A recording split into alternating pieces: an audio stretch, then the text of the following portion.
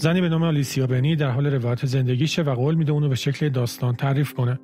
آلیسیا که تو زمینه اسطوره‌شناسی تخصص داره، سوار هواپیماست تا به استانبول برسه و اونجا توی کنفرانس برای استادا و دانشجوهای دیگه سخنرانی کنه. با رسیدن به فرودگاه استانبول، آلیسیا با یه مرد قد کوتاه عجیب روبرو میشه و اون مرد با قیافه غیرعادیش دستش روی دسته چمدونش میگذاره. اون زیر لب رو به آلیسیا چیزی رو زمزمه میکنه در حالی که دور دستش نور لرزون عجیبی وجود داره. با دور شدن اون مرد یا موجود عجیب، آلیسیا با ذهنی گیج شده پشت سر همکاراش راه میفته و به سمت سالن کنفرانس میره. وسط سخنرانیش وقتی آلیسیا داره درباره رابطه بین افسانه و واقعیت حرف میزنه، یه دفعه تو جمعیت یه مرد فلزی بزرگ و عجیب و ترسناک میبینه. همینطور که آلیسیا نگاهش از اون مرد میدوزه و ازش دوری میکنه، مرد فلزی ولی مدام بهش نزدیکتر میشه و دنبالش میکنه که یهو با حمله به سمتش آلیسیا بیهوش میشه. با کمک از استادای دیگه آلیسیا از زمین بلند میشه و به جمعیت نشون میده که حالش خوبه. بعد از اون سخنرانی ناتمام، پروفسور گانهن از آلیسیا دعوت میکنه که همراهش به مغازه عتیقه فروشی بیاد. بین کلی وسیله خاص و قدیمی، اونجا آلیسیا یه بطری شیشه‌ای به چشمش میخوره که به گفته صاحب مغازه هزاران سال پیش ساخته شده. این زن مجذوب این بطری میشه و علیرغم اصرار گانهن برای خرید چیز با کیفیت‌تر، روی خریدنش پافشاری میکنه. با رسیدن به هتل مستقر شدن، آلیسیا تلاش میکنه با مسواک برقیش کثیفی‌های دور اون سوغاتی رو تمیز کنه که ناگهان در بطری میشکنه و اتفاق باور نکردنی میفته. تو ناباوریش موجود بزرگی از اون بیرون میاد که کل فضای اتاق برای بزرگی اون خیلی کوچیکه. آلیسیا با ناباوری چشماشو میبنده و چند بار با صدای بلند تا 10 میشمره تا این خیال از جلوی چشماش ناپدید بشه، ولی این اتفاق نمیفته. اون موجود روی پوستش داره اتفاقایی میفته که شبیه به واکنش‌های شیمیاییه. آلیسیا تمام جرأتشو جمع میکنه و شروع میکنه به همه زبانایی که بلده از این موجود درخواست کردن که اونجا رو ترک کنه. اون وقتی به زبان یونان باستان میرسه و از این موجود این درخواستو میکنه، یه دفعه موجود غول‌پرکر گوشاش تیز میشه. این موجود با بدنی پوشیده از مو تو نیم تنه پایینش با صدای خیلی بم و مردونه‌اش از این زن میخواد که ازش نترسه و میگه در جواب لطفش که اون از زندانش آزاد کرده، آماده است تا 3 آرزوی اون رو برآورده کنه. اون موجود با همون زبان یونانی خودش رو معرفی میکنه که یک جن هستش. جن به آرومی به سمت زن برمیگرده و انیشتین رو از توی برنامه تو تلویزیون در میاره تا قدرتش رو به آلیسیا نشون بده، هرچند جن نمیدونه تلویزیون اصلا چی هست. اون از زن میخواد آرزوی قلبیش رو بیان کنه، ولی آلیسیا که تمام زندگیش در حال مطالعه همین ماجراها بوده، خودش رو کنترل میکنه و ازش زمان میخواد. جن بهش میگه تو آرزوهاش برآورده شدن بی‌نهایت آرزوی دیگه وجود نداره و توضیح میده که قدرت‌های محدودی داره. جن رو به زن میگه که تمام زمان دنیا رو در اختیار اون میذاره تا فکر کنه. آلیسیا با خودش فکر میکنه جن داره گولش میزنه، چون بزرگترین آرزوی اون برآورده کردن 3 آرزوی اونه تا از حبس ابدیش آزاد بشه. جن از زن میخواد از خودش براش بگه و خودش رو معرفی کنه. آلیسیا با برگشتن به دوران کودکیش به اون میگه توی مدرسه درس میخونده که یه بار یه رابطه عاشقانه‌ای رو با یه دانش آموز به اسم انزو تو ذهنش کاملا ساخته بوده.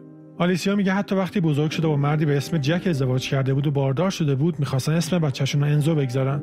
اما به نظر میرسه آلیسیا سخت جنین کرده بوده که همین باعث از هم پاشیدن ازدواجش شده بود و شوهرش هم کمی بعد با دختر زیبای جوانتر ازدواج کرده بوده. نوبت به جن میرسه تا توضیح بده که چطور توی اون ظرف زندانی شده بوده.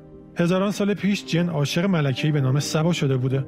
جن میگه سبا نه که قسمتی از زیبایی رو داشته باشه، بلکه تجسم و تعریف زیبایی بوده و همیشه آرزو داشته کنار سبا باشه و هر لحظه می‌خواسته عشق اون رو به دست بیاره. اما تو طرف دیگه هیچ وقت سبا همچین حسی به جن نداشته، هرچند اون باهاش رازشو در میون میگذاشته، اما جن برای سبا بیشتر یه وسیله سرگرمی بوده. با گذر زمان آوازه زیبایی سبا دهن به دهن از مرزها رد شده بوده و به خاطر همین سلیمان از اون ور جهان اومده بوده تا بتونه ملکه رو راضی به ازدواج با خودش کنه. سلیمان به هر روشی می‌خواسته به سبا برسه و سبا شروع می‌کنه به دادن وظایفی به سلیمان که می‌دونسته انجامشون محاله. سبا از سلیمان خواسته بود یه نخ ابریشمی قرمز رنگ رو توی قصر بزرگ براش پیدا کنه. اسم پنهان مادرش که اون هم یک جن بوده رو بهش بگه و جواب سخت‌ترین سوال دنیا رو براش بیاره، اینکه زن‌ها بیشتر از همه آرزوی داشتن چه چیزی رو دارن. تو طرف دیگه سلیمان هم شروع به قدرت نمایی می‌کنه. اون با دستور به مورچه‌ها اونا رو مأمور پیدا کردن اون نخ قرمز رنگ می‌کنه. با توانایی دیگه‌اش با صحبت با افریت، یه دیو افسانه‌ای، اسم پنهان مادرش رو بهش میگه و همچنین به سبا میگه که زنها بیشتر از همه آرزوی داشتن چی رو دارن. سلیمان تو تلاش برای به دست آوردن دل سبا، یکی از کارهایی که کرد این بود که روزی شروع کرد تو درگاه قصر ملکه سبا که پر از موجودات عجیب و افسانه‌ای بود برای سبا چنگ زدن، اما نه هر چنگی، چنگی جادویی که روح و احساس داشت. با دیدن این ویژگی‌های سلیمان، سبا که فرزند یه انسان و جن بود کاملا مخش زده شده بود وقتی حاضر شد اون وکس مقدس که از موم زنبور ویژه بود رو به موهای پاش بزنه. موهایی که به واسطه مادرش که از دنیای جن‌ها بود رو از بین برد تا رسما به ازدواج یه انسان، اونم پادشاه سلیمان، در بیاد و رسما از دنیای جن‌ها خارج بشه. حسادت جن به خاطر اینکه اون در نهایت تصمیم گرفت با سلیمان ازدواج کنه شعله‌ور میشه. وقتی سبا و سلیمان به تخت میرن تا سبا باکرگیشو تقدیم اون کنه، سلیمان متوجه وجود جن تو اتاقشون میشه. با توجه به اینکه خودش بزرگترین جادوگر زمان بود، سلیمان جن رو توی بطری برنجی زندانی میکنه و ظرف رو بیرون پرت میکنه و بعد با کمک از یه پرنده اون رو تو دریای سرخ غرق میکنه. کاری که باعث میشه جن 2500 سال اونجا زندانی باشه. دورانی که برای جن‌ها با توجه به اینکه خوابشون نمیبره دوران عذاب‌آوری بوده. با گوش دادن به این داستان، آلیسیا بازم حاضر به آرزو کردن نیست، چیزی که شنیدنش برای جن دردناکه و اون واکنش زیادی بهش نشون میده.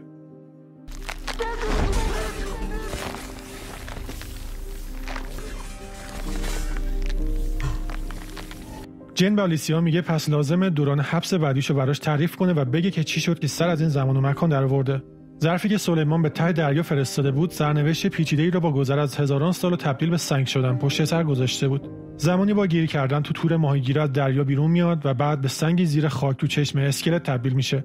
بعدها به وسیله تو آشپزخونه و تیکه‌ای از دیوار میشه تا روزی که بالاخره دختری ازش بالا میره. کنیزی به نام گلتن که عاشق شاهزاده‌ای به نام مصطفی بوده اتفاقی اون بطری رو پیدا میکنه. گلتن وقتی با جن و قدرتاش آشنا میشه، جن آرزوش رو برای اینکه بتونه قلب شاهزاده مصطفی رو به دست بیاره برآورده میکنه. جن به گلتن عطری مخصوص جادویی هدیه میده که اونو به خواستنی ترین دختر جهان تبدیل میکرد و اسم گلتن رو همزمان تو گوشه شاهزاده که خواب بود زمزمه میکرد.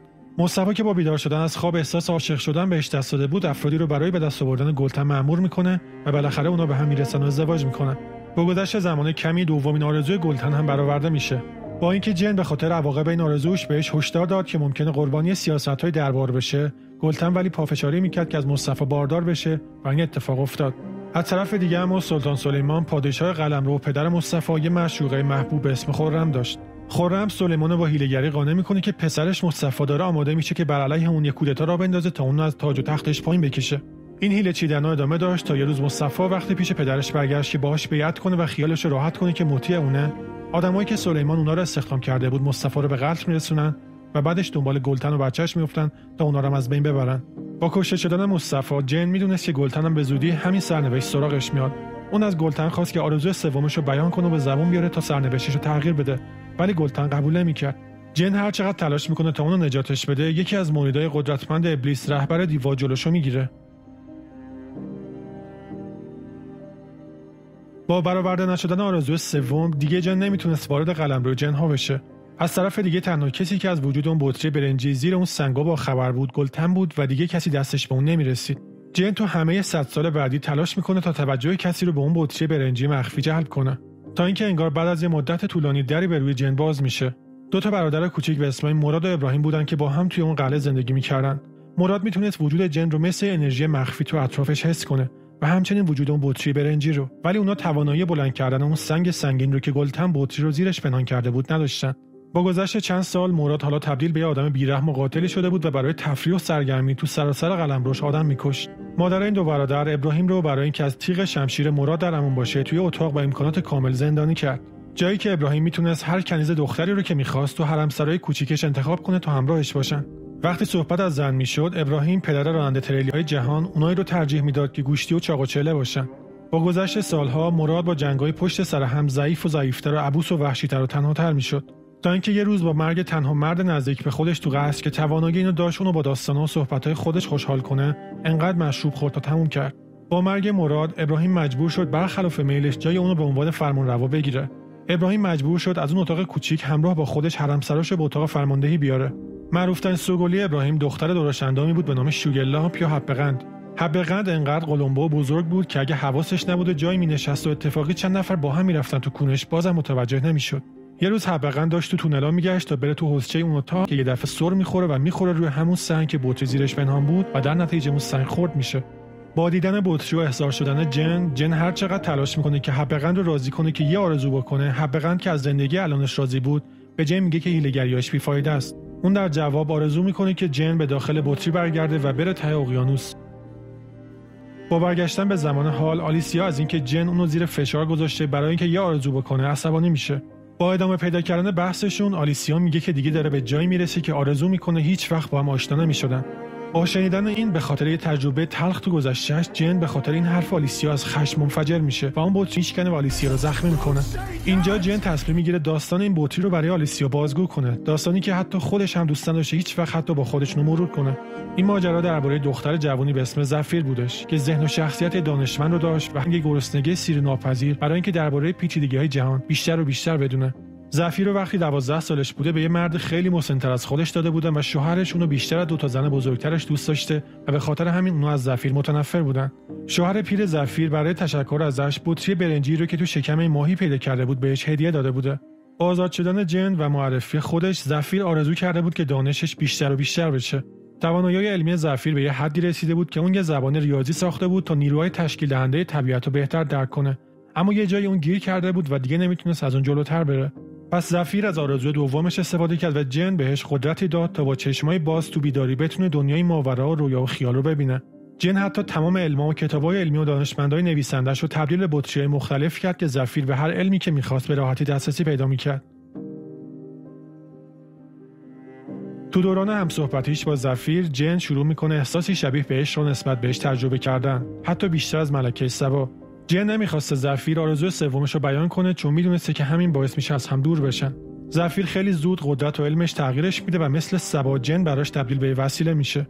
با هرچه بیشتر شدن حس جن به زفیر، جن که قبلا التماس میکرد تا گلتن آرزوی سومش کنه تا آزاد بشه، اینجا عشقش به زفیر بیشتر از علاقش به آزادیش میشه و بازم جلوی آرزو کردن زفیر رو میگیره. جن با این کارش باعث شده بود زفیر دوباره همون حس زندانی بودن رو تجربه کنه، شبیه همون احساسی که نسبت به شوهر پیرش داشت.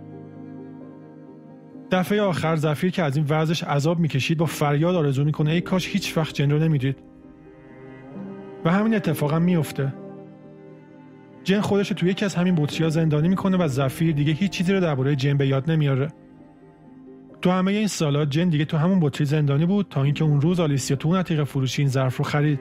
جن 3000 سال بود که آرزوی آزادی داشت، خیلی شبیه به آلیسیا که زندانی گذشته خودش و احساسای خودش بود. بدبختی، غم، پریشونی، درد، تنهایی که سبا، مراد، ابراهیم، گلتن، زفیر و حتی جن احساس کرده بود شبیه به آرزوهای خود آلیسیا بود، شبیه به چیزایی که یه زمانی تو زندگیش احساس کرده بود. بعد از اینکه جن داستانش رو تموم کرد، آلیسیا آماده است تا اولین آرزوشو به زبون بیاره. اون آرزو این بود که هر دوی اونها احساس عشق رو نسبت به هم پیدا کنن، درست همون عشقی که جن از ملکه سبا و زفیر دریافت نکرده بود و جن از آلیسیا دریافت کنه. جن با ناباوری از شنیدن این آرزو رو برآورده میکنه. ناگهان کیهان با همه بزرگیش دور این دو نفر رو احاطه میکنه. جن آلیسیا رو از زمین بلند میکنه و همزمان با بوسیدن همدیگه اونا به جهان بالاتری وصل میشن و انگار به نظر میرسه جن عشقش رو تو آلیسیا فرو میکنه. آلیسیا بعد از این ماجرا جن رو با خودش به لندن به خونش میبره. با گذشت مدت نامعلومی، جن شروع میکنه به ضعیف شدن و به نظر میرسه به خاطر تاثیر دکلای تلفن همراه و امواج ماهواره‌ای روی ماده‌ای که بدن جن ازش ساخته شده، بدنش در حال تجزیه شدنه. آلیسیا پی میبره با خواست یه نفر عشق دو طرفه به وجود نمیاد و عشق دو طرفه چیزی نیست که حتی با قدرت ماورایی بین دو نفر به وجود بیاد و میفهمه که باید بذاره جن بره. اون از اشتباهاتی که خود جن مرتکب شده بود درس گرفته بود. کسی که یه زمانی جلوی زفیر رو گرفته بود که آرزوی سومش رو بیان نکنه تا بتونه پیشش بمونه. آلیسیا نمیخواست دوباره همون اشتباهو بکنه. اون باور داشت که مهمترین بخش عشق به کسی توانایی رها کردنشه. آلیسیا کمکش میکنه و از آرزوی دوم و سومش استفاده میکنه تا به جن قدرت دوباره حرف زدن و درمان شدن رو بده. اون میخواست جن بتونه دوباره آزاد باشه و به قلمرو خودش برگرده، جایی که بهش تعلق داشت و میتونست اونجا رشد کنه. 3 سال از زمانی که جن آلیسیا رو ترک کرده بود میگذشت و آلیسیا تونسته بود بدون اون زندگی کنه و حتی یه رمان جدید منتشر کنه.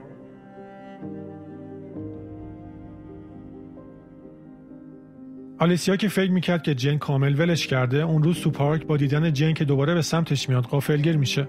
جن برای دوباره دیدنش بعد از مدت‌ها به اونجا اومده بود. آلیسیا همونطور که همراه جن دارن از اونجا دور میشن، تو روایت آخرش به این اشاره میکنه که جن قراره هر از گاهی بهش سر بزنه. اون یاد گرفته بود که زندگی رو همونجور که هست بپذیره. اون هنوزم وقتی داشتن یه بچه یا یه رابطه خوب دو نفره یا هر چیز دیگه‌ای رو که تو زندگیش بهش داده نشده بود میدید، یه حس پوچی درونش به وجود میومد. اما این بار هیچ تلاشی نمی‌کرد که از این حسا دوری کنه. آلیسیا هنوزم تنهایی آرامش با خودش رو دوست داشت و فیلم با آزاد شدن جن بعد از تلاشی 3000 ساله به پایان میرسه.